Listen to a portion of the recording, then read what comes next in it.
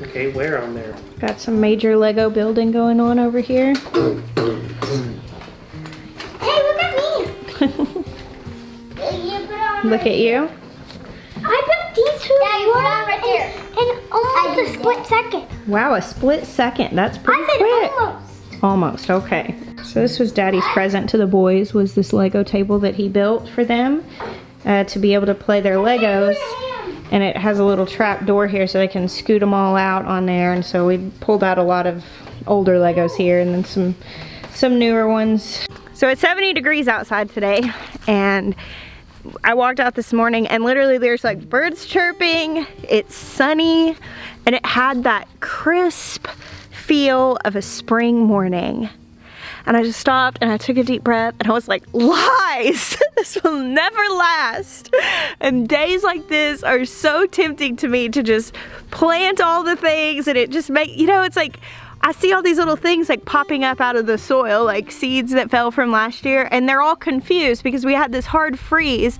And so now all the seeds are like, oh, it's warm, it's time to grow. And I'm like, you poor things, you've been lured to your death. You're gonna die because you listened and you believed this weather. So I have to make sure that I don't go the same way as the seeds, because part of me is like, I just want to pop my little head up and start growing. No, don't believe it. For those of you who are having an unseasonable warm spell, it's all lies. Don't believe it. It's gonna get cold again. We're not out of winter yet. But because it is so nice and warm, I am going to start some seeds for the cool weather stuff. I went and got a couple of bags of soil. I haven't figured out what I'm gonna do for a bulk solution for the spring yet, but I don't need a bulk solution yet. I just need a couple to start my own things. And I'm actually about to start getting some soil ready. Check out my salad green bags, cranking it out. I think we'll probably come pick a salad for the whole family tonight, and there'll still be plenty left.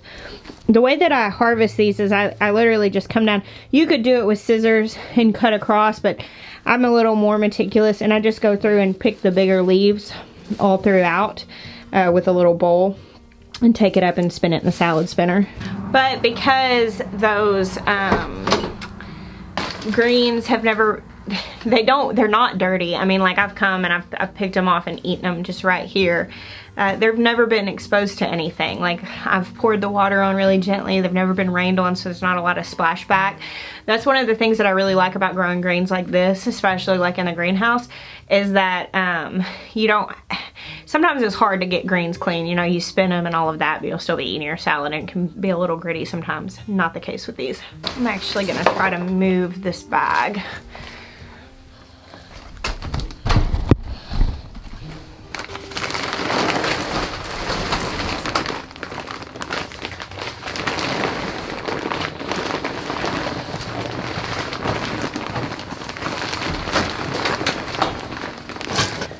Now I've got this space, I'll clean off down here, and I can put my starts for like late winter garden. Obviously I don't have anything growing outside right now, so we didn't get covers over everything in time, and we had this really unseasonable cold spell early on in the season, and it killed everything that was in the garden. For the most part, I have a few things coming back. So I'm gonna do several trays here. That's probably way more plants than I actually need, but let's be real, that's how I roll. I'm gonna start too much because my stance is this. When you're going through the trouble of seed starting, if you've got the space, why not start more? Because I know, like, if you're struggling with space, then just do what you can. But if you have the extra space, if I have excess, then I can really, you know, plant as many plants as I need, but I can always give them away. I would rather have too many plants than not enough and then have to go buy plants, because buying started plants adds up really fast. Whereas, like, in this case, it's not really costing me much extra. I've already got the soil. I bought 2 bags, which will be plenty to fill these. And I've already got the seeds, so if I'm sitting here doing this, why not do just a little bit more? Because I'm gonna have to come out and water them just the same. For some reason today, my granddaddy has been on my mind. Isn't that strange? Like, he passed away when I was 21, so it's been 13 years since he died. And I don't know why I'm thinking of him so much today, but he was a gardener, and he died before I really got into gardening. I didn't start really taking an interest in gardening until like a year or two after he passed away. But he had a little like seed starting room, a sunroom off the side of his house. And I remember when I was like a really little child, we weren't really allowed to go in there.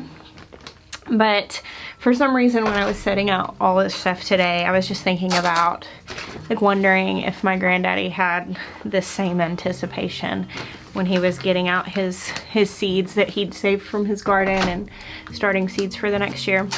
I don't know, just something I was thinking about.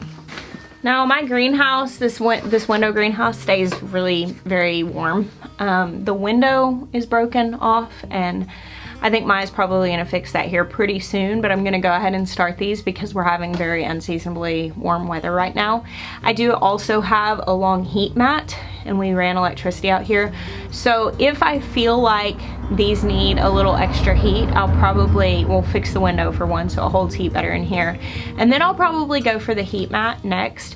The last resort will be putting a space heater in here simply because that pulls a lot of electricity, so it's gonna be the more expensive thing to run.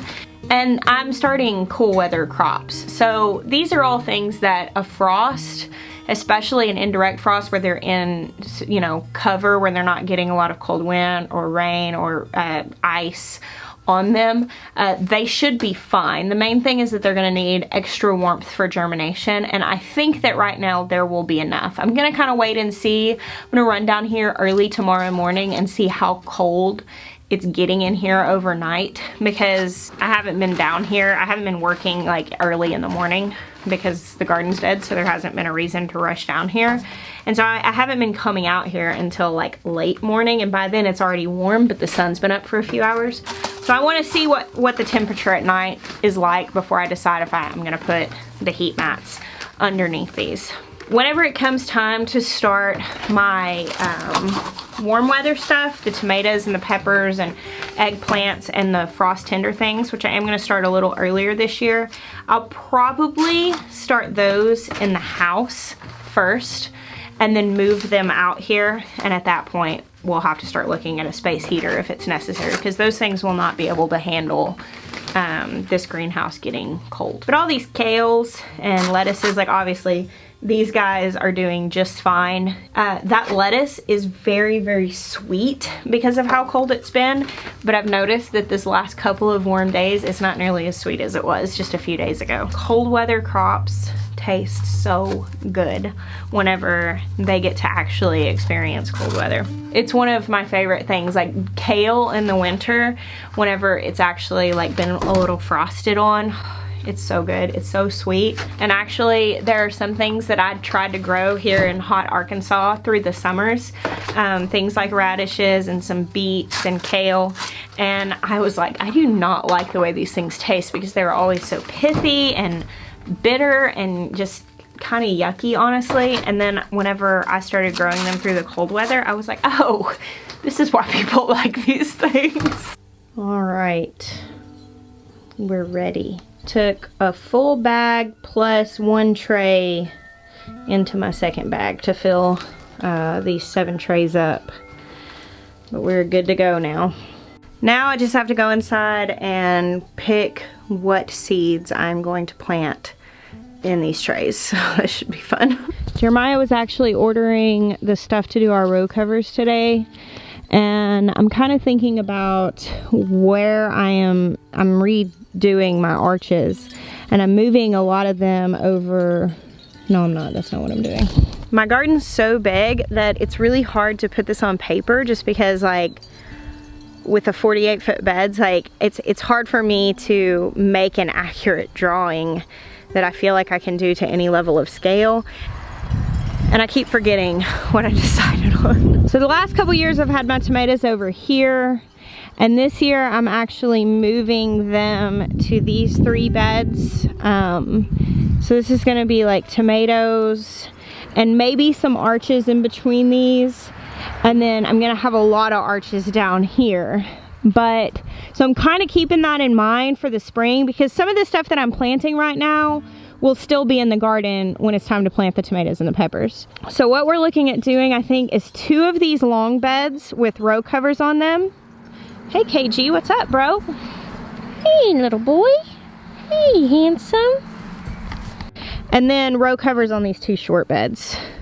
And what I'm thinking is that should work out because I can put all of my tomatoes in shortly after the frost has passed because they can handle some coolish nights, but I'm holding out on the peppers and the eggplants and I'm waiting to move them out until it's like very good and warm. I'll probably wait like a month after our last frost to where the nights are staying pretty warm. And so that's when all of this winter stuff should be like, once it gets to where the nights are warm, that stuff will start bolting and it'll be time to pull it out and do the final harvest. And so I'm thinking that that's gonna work. Well, we'll just see, hopefully. I would wish that I had like a very polished plan to present to you all, but I don't. And so I'll just let you see me fly by the seat of my pants because maybe that will encourage you to garden. Well, that's fantastic. The door's wide open. Thanks, guys. So I haven't actually been hanging out down here very much because it's been too hot to run the fireplace. A little real life insight into how things often go around here. Walked in the door and I thought, my room's kind of a mess. Kids have been playing down here, you know, like I haven't exactly reclaimed this space after the holiday hubbub. Christmas was 2 days ago, and you know how it is, like after Christmas you look around and you're like, wow, okay, my house is destroyed, no exception here. So I was like, you know, I need to sweep up the floor, a little bit of trash. It wasn't too bad, but just kind of a quick tidy. That's what I'm thinking. I'll just do a quick tidy and then I'll get my seeds and then I'll go out and plant them. So I got the broom, I'm sweeping up, wiping off the table, picking up the trash. And then I think, oh yeah, Jeremiah was hanging the shelves up here, but I asked him to come help me with something yesterday, so he stopped. So I went and told him, hey, you know, if you could redo those shelves so you could finish those today, and I'll set up my shelves and stuff later today. And so he was like, oh yeah, I'll do it right now. And he set up the shelves, and so then I was like, well, I want to go ahead and put my stuff on the shelves. So I did that, and then I needed a cup of tea because, you know, that was a lot. So yeah, welcome to my mind. There are a lot of squirrels here that need to be chasing, and now I think it's dark outside, so yeah, I'm still gonna pick my seeds, and I guess I'll go out there and plant them. I do have lights in the greenhouse. Definitely a squirrel chaser. Also, I have some Christmas decorations down here that I need to pack up. I did stop the squirrel chasing and come back to the video before I got sidetracked by that task. Does anybody else like get super zealous when decorating for Christmas, and then like 2 days after Christmas you're like, ugh, why am I so cheerful? You have to clean it all up. Okay, I'm gonna get my seeds. I have this little dresser thing that I have my seeds in, and it's kind of separated by like general type. Like this is like green leafy things, and so since most of that is gonna fall in the frost hardy category, I'm just bringing that whole drawer over here so I can sit in this chair instead of sitting on the floor. Lettuces, kale and cabbage. This other one was like, the first one, the green leafy things, is like chard, spinach, radicchios, you know, that kind of stuff. Roots, broccoli, and cabbage. Well dang, that's half the dresser, so I don't know that this was the best method. However, I am noting something that I should do differently. If you'll see here, I think I'm gonna like rearrange those drawers. So maybe like all of the cool stuff is on the bottom part of the dresser and the warm stuff's on the top part of the dresser. That seems like a good idea. So I'm about to go through these seeds and kind of grab some of the things that I'm wanting to start. I am not starting any peas ahead of time because I usually just direct sow those in February and they come up fast enough and we're able to harvest quite a lot. I am starting definitely a good deal of kale because we use so much of that juicing, and so I'd like to do just like an entire bed of kale. That was my intention in the fall, but that frost we had a very hard frost that was very unusual for our area, and I didn't have them covered and most of them died. So I'm gonna go ahead and fill the kale bed up the rest of the way. There are still a few survivors. And then I'm going to be doing a pretty good bit of cabbage, because I will turn that into sauerkraut, and that's something that I know that we can eat a good bit of, making slaws and just cooking the cabbage on its own. I'm gonna do some lettuce. Of course, I've got my salad greens in the greenhouse and they're producing a good deal, but we could use a little bit more lettuce, maybe some head lettuces. I'll do a little bit of broccoli and a little bit of cauliflower. I'm not gonna do just a ton of those things.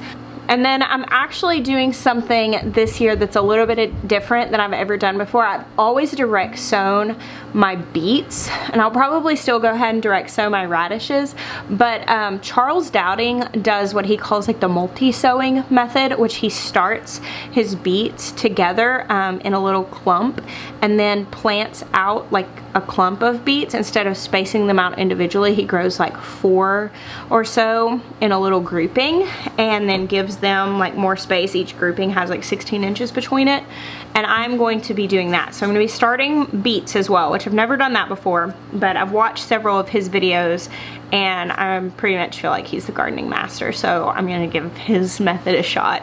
So I've gone ahead and pulled out this little selection of seeds here. It's not really a little selection, but I mean comparatively to the rest of the seeds, smaller sampling of seeds. I know y'all are gonna get me on saying that.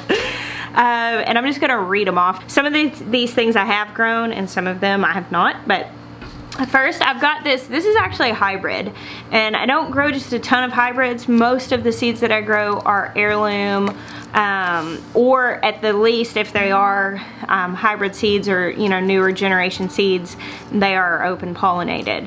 However, a friend of mine sent me these. They're called flower sprouts, kaleidoscope sprouts. She had told me that they're really cool, showed me a picture, and they're kind of like a mix of like a lettuce and Brussels sprout. And so this is just like for curiosity's sake, never grown it before. I've got a few lettuces, so I usually try to keep the baby greens going, and that's how we use most lettuce, but I do like to grow a couple of head lettuces to use for like lettuce wraps, but realistically, for the most part, we just do salads with baby greens. So I've got some Harmony butterhead lettuce here from Haas and some strawberry cabbage lettuce. Then I've got a red mountain celtis, which is kind of like a stem lettuce, I think is what it's sometimes called. So this is actually new to me. I've never grown that before. And then kale, which like I said, I grow a lot of. I've got an Ethiopian kale here. Nero de Toscana, technically, kale and cabbage are cousins. Nero de Toscana is often called dino kale. Technically it's a cabbage. So I kind of list it with the kales though, because I use it like the other ones. Red Russian kale, blue curled Scotch. This is like the old faithful 1,000 head, this massive one. Scarlet kale, and then this one's new to me. I've grown all the other ones, but this one's new to me. Homesteader's Kaleidoscope, and that was a new Baker Creek seed this year. I'm excited to try that one. Now I have my little stack of radishes here. I am not starting these as seeds.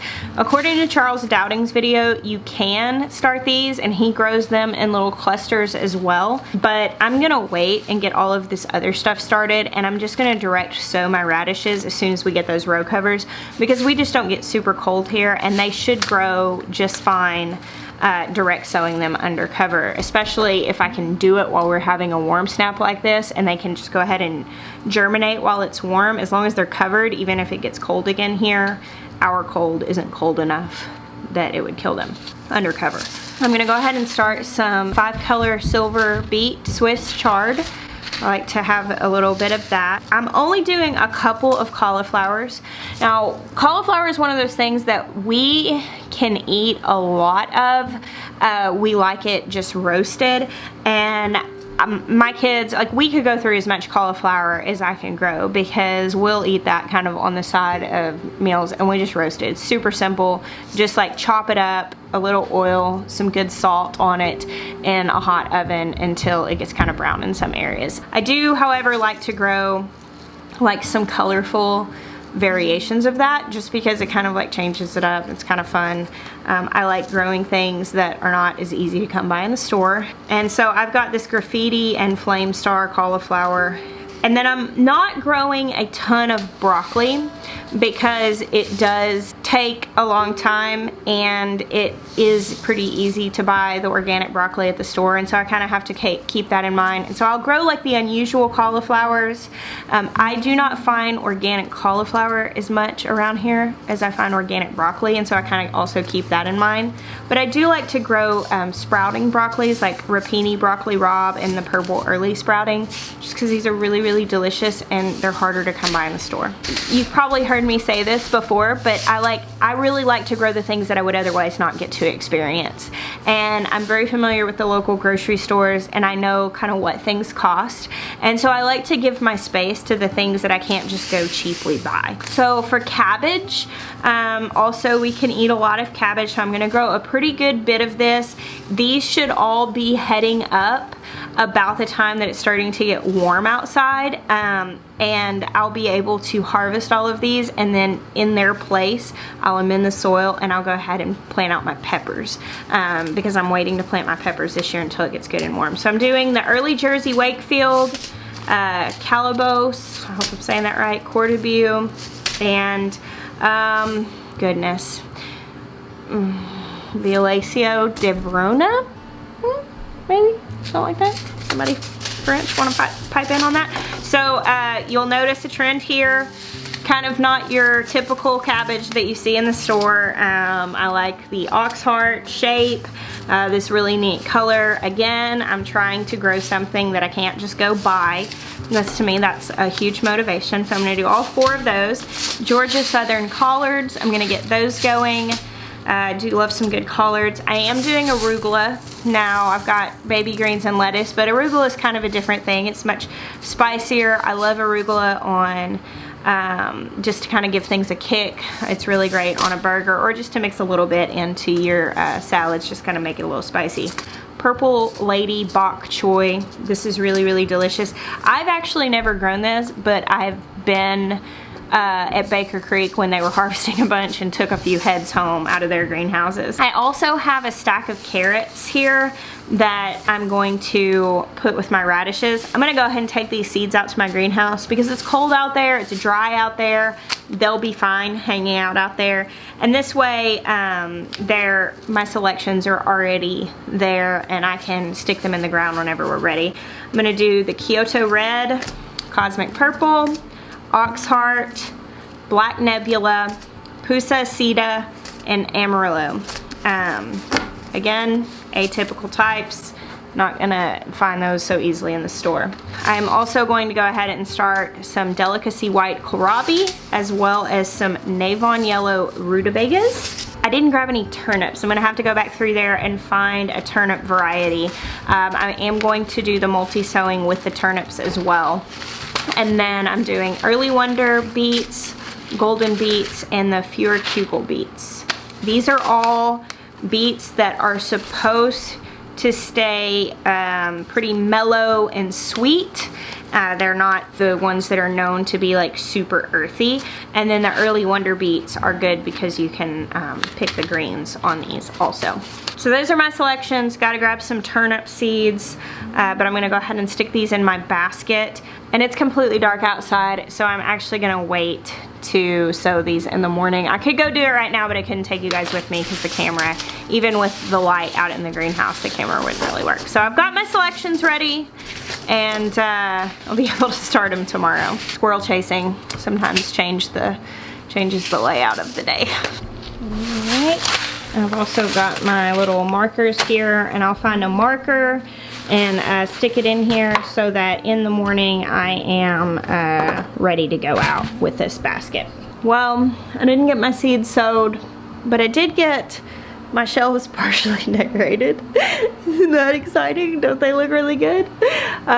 This is really cool. This is the last thing I know. This video is getting kind of long. You see the stained glass? My aunt made that. Isn't that amazing? She does such beautiful work. Obviously, I've got to finish putting stuff up. I've got to find the letters for my little board, put some photos in here, and I don't have the stuff to cover these shelves yet, but I'm sure I will acquire it.